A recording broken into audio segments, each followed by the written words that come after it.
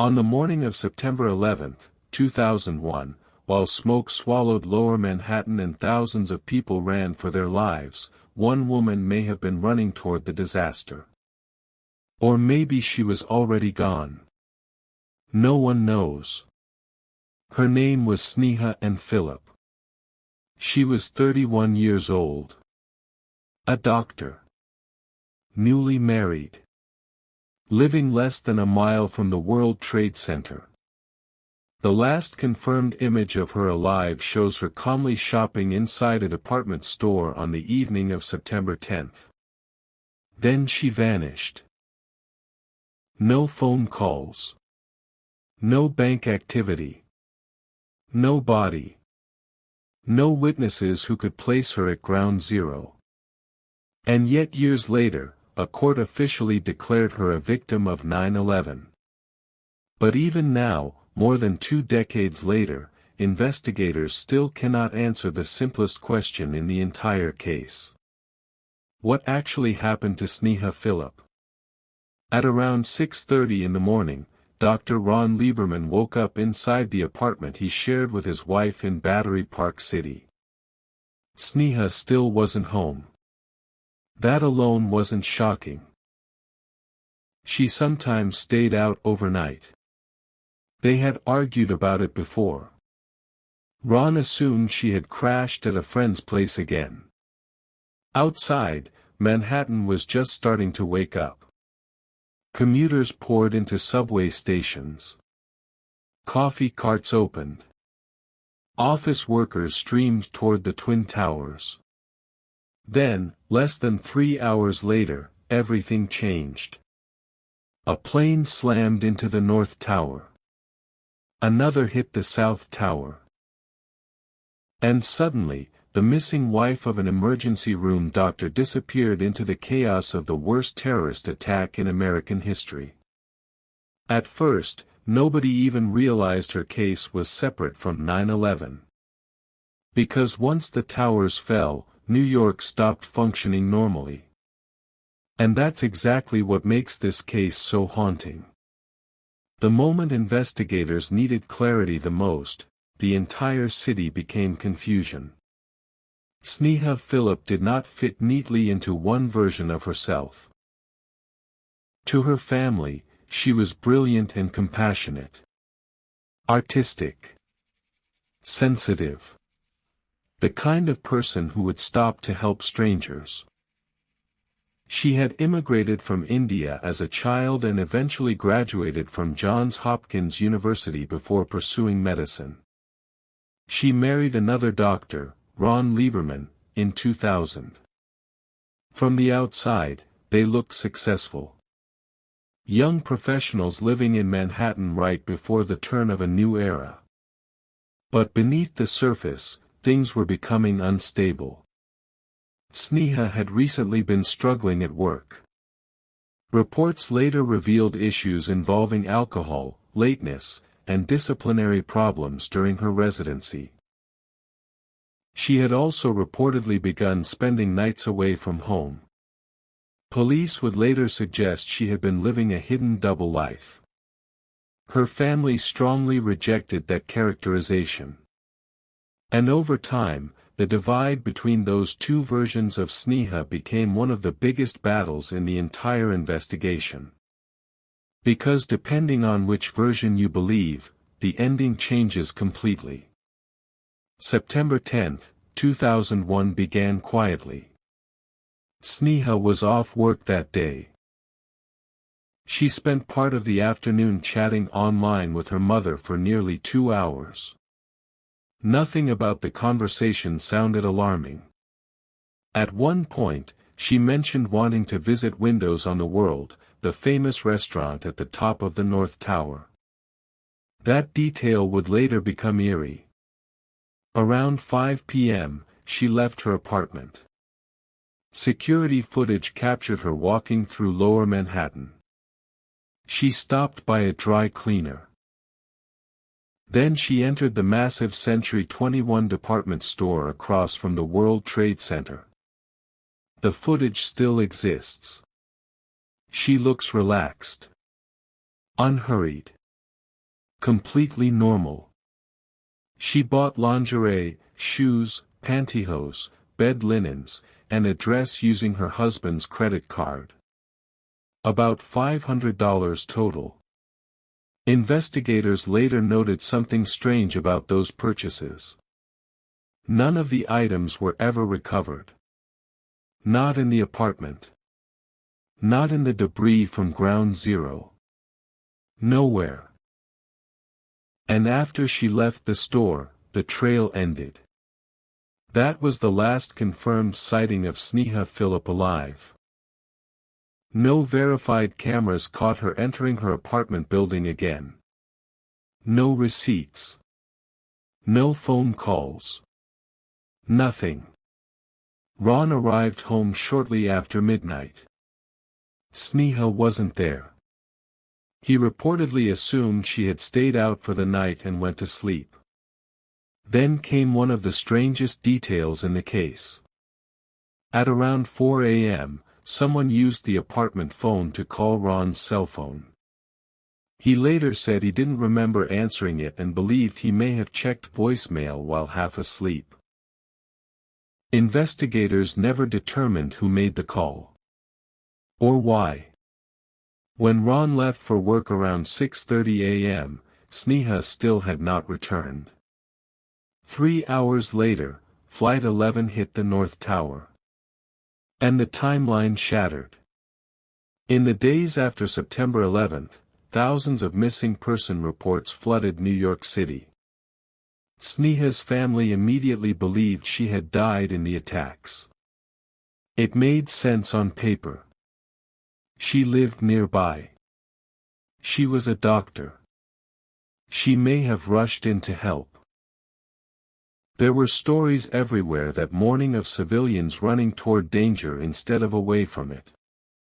Sneha seemed like the kind of person who would do that.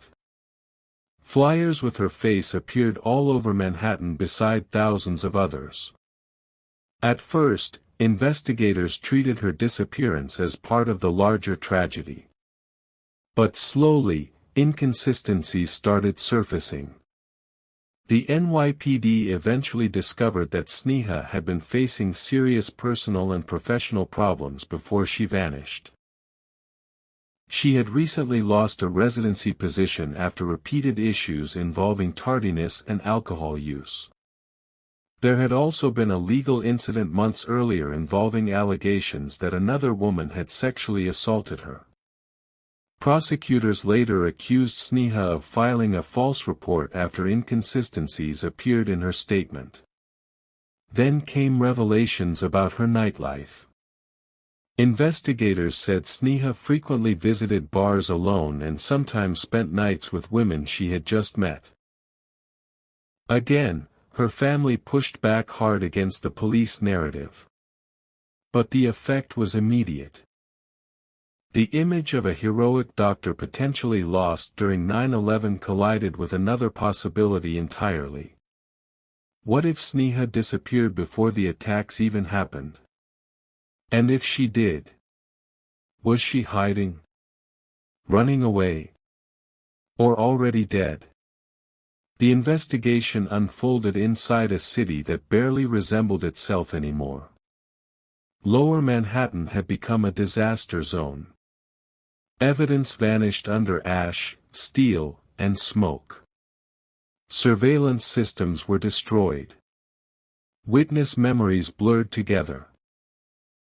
Entire investigative units were redirected toward identifying terrorism victims. And Sneha's timeline sat right in the middle of all of it.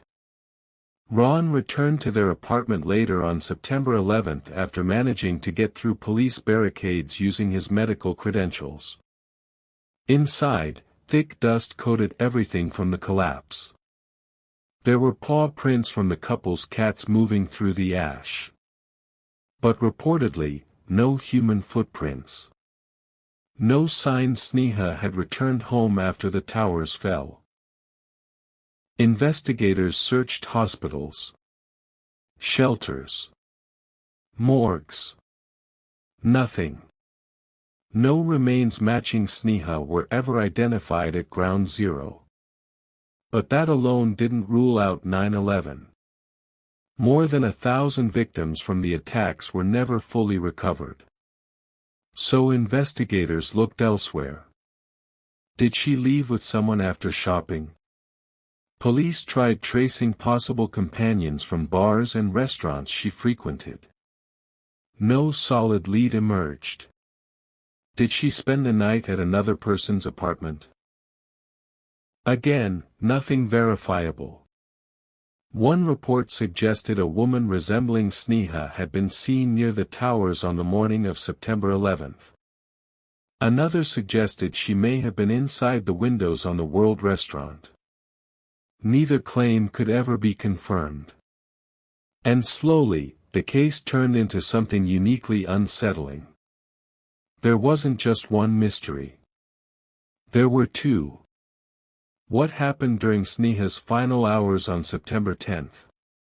And separately, where was she when America changed forever the next morning? This is where the case becomes uncomfortable. Not because there was strong evidence against one person, but because there was never enough evidence against anyone. Ron Lieberman naturally drew attention first. That happens in almost every disappearance case involving spouses. But investigators never publicly named him as a suspect, and there was no evidence directly tying him to foul play. Still, people question details. Why wasn't he more alarmed when Sneha didn't come home?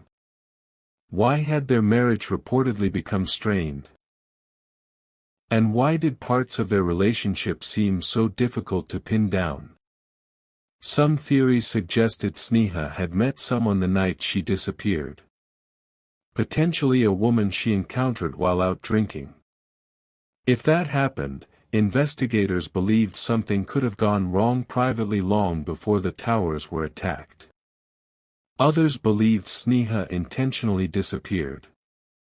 That theory came from the state of her life in the months before she vanished. Career trouble. Alcohol issues.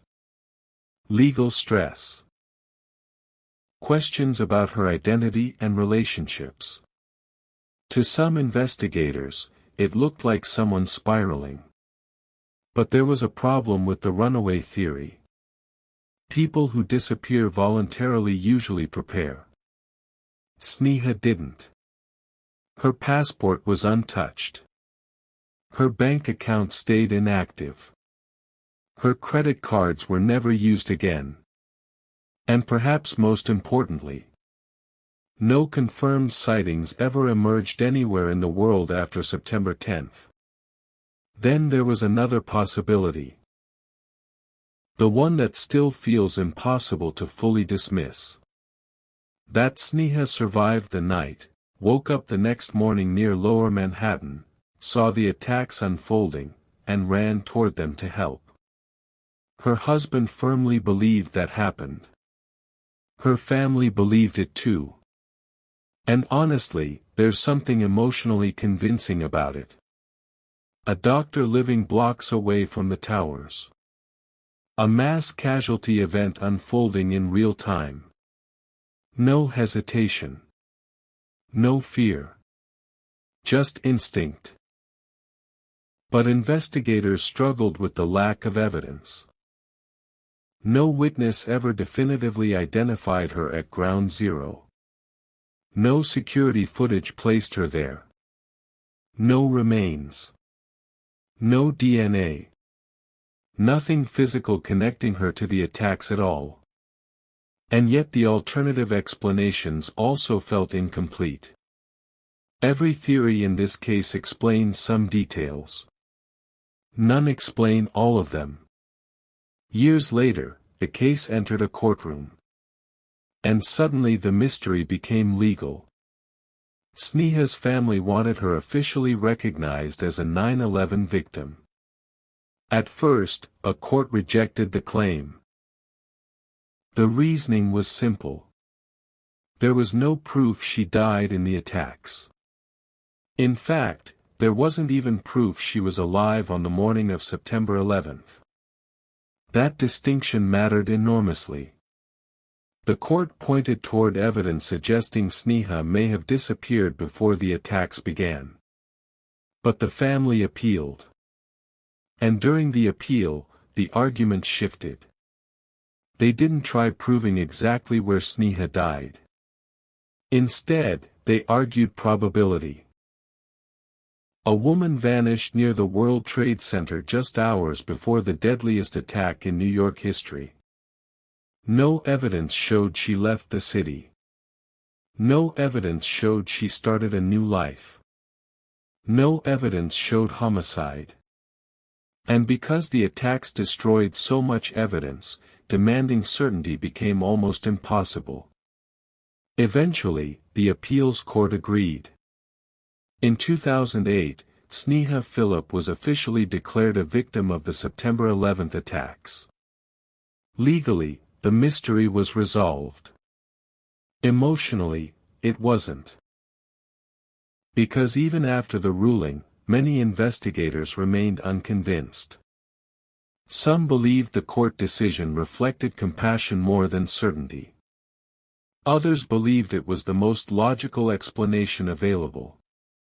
And then there's the strangest twist of all.